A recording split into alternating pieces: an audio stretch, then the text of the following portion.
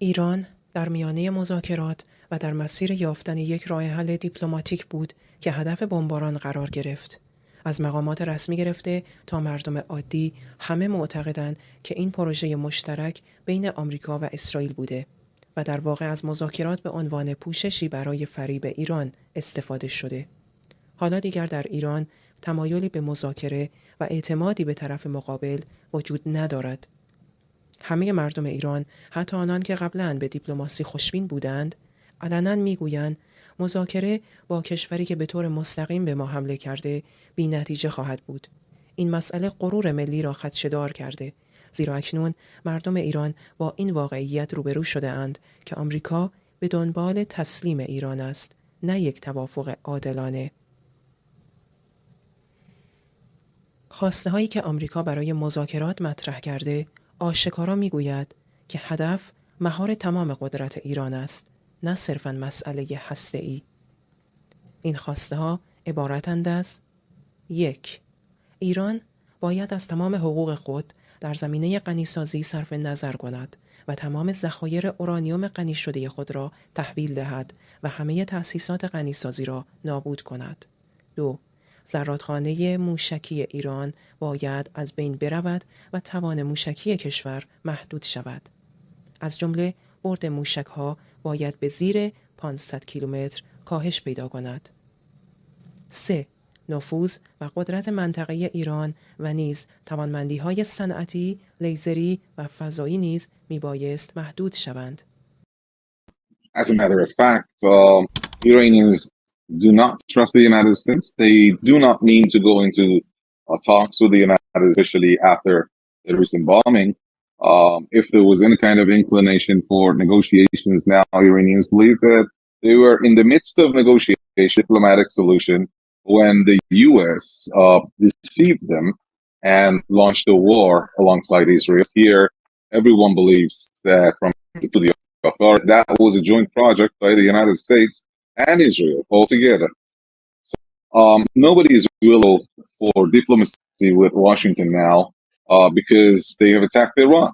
So, on the contrary, there are many people nowadays who oppose the United States, see the United States as an invading country. There are many who would not see the United States as an enemy, but they now believe that it's an aggressive country, it's an aggressor, and the talks would never work with the United States. So some of those people that used to believe that the U.S. might be willing for a diplomatic solution now believe that the U.S. is not for it and is looking for surrender.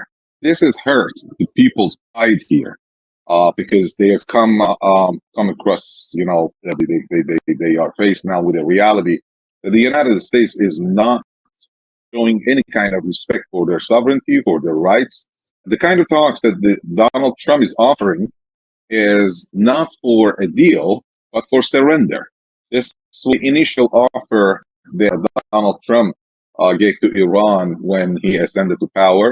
In the midst of it, he changed attitude somehow in order to deceive Iran, bring it into the talks, in order to, take Iran off guard. So now people believe that negotiation would never work with the United States. What Donald Trump means is surrender and not a deal. Well, surrendering means that he wants Iran to give up all its enrichment rights, to surrender its enriched uranium stockpile, to detonate all its enrichment facilities. And that's not the end of the day. I mean, they want even more. I mean, they've been talking about Iran's missile industry. They want to detonate Iran's missile arsenal and to limit Iran's missile capabilities. Since a long time ago, we have come to realize that it's not Donald Trump, but even before him, Biden, so Obama, they all wanted Iran, wanted to contain Iran's power and an independent nation who has grown into a regional power and is opposing actually their. So what they want is not just Iran's nuclear capability. What they want is Iran's overall power. That includes Iran's regional power and influence, Iran's missile industry, Iran's nuclear industry, as well as Iran's laser industries, Iran's satellite industries, they want to contain Iran. It's interesting that whenever the talks started between Iran and the United States, we have had several deals since 2001 over Afghanistan, and then 2003 over Iraq, and then the JCPOA, and we have been in talks and having deals, multilateral or bilateral deals. Whenever we've been to the talks with the United States, Iranians honestly believe that there could be a conflict, so their approach has been conflict resolution. But on the side of the United States is not a dispute settlement or conflict resolution.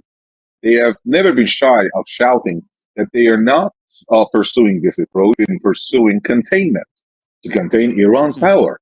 So that's the major difference in these two approaches. And as long as the United States goes for this containment strategy, there will be any deal. And if any deal comes, like JCPOA, it will not remain in place, and the U.S. would go dismantling it and discarding it. سرچ مدیا